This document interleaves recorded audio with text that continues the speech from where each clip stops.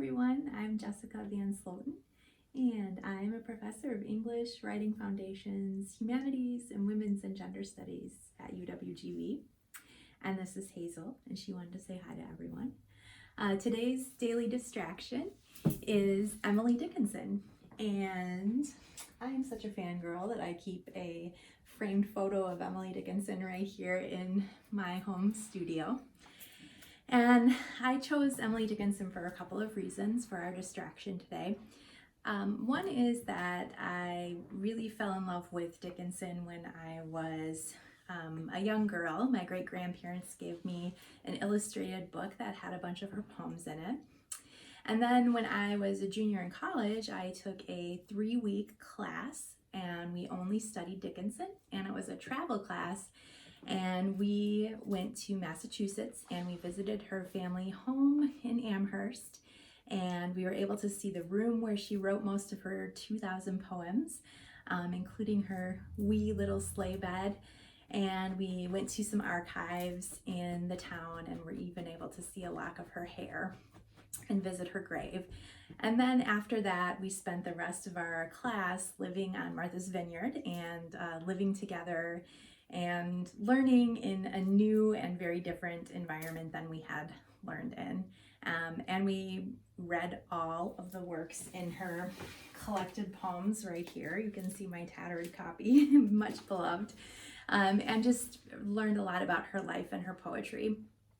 And so in that study of her life and her poetry, one of the things that people like to talk about is that Dickinson spent probably more than 20 years of her life pretty much confined to her family's home. She never married, so she stayed in her parents' home. And scholars don't really know exactly why this was. There are a lot of theories about maybe some medical issues, whether it's physical health or mental health issues that contributed to this, or just a desire to really focus on creating her poetry. But it doesn't really matter so much to me like why she did it, but I think there's some lessons for us to learn in that now, as many of us are staying at home, is that she still was really connected to the world around her. So obviously one way was through her poetry, which no one really read very much while she was alive. She would send some in letters to her friends and family, but only a handful of her poems were ever published in her lifetime.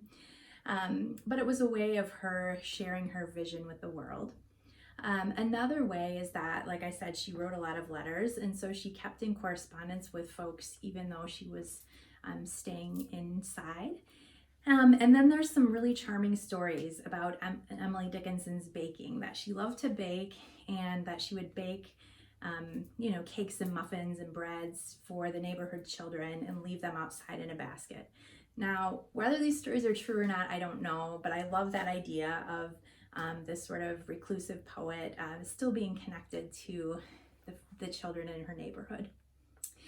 So I think there's some things that we can learn there about what art can do for us and how it can be a companion during times when we are more isolated.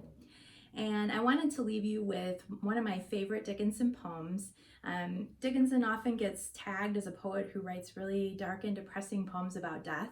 And while she has some really stunning poetry that's focused on death, she writes about so much more than that. And I think this poem is a perfect one for our time.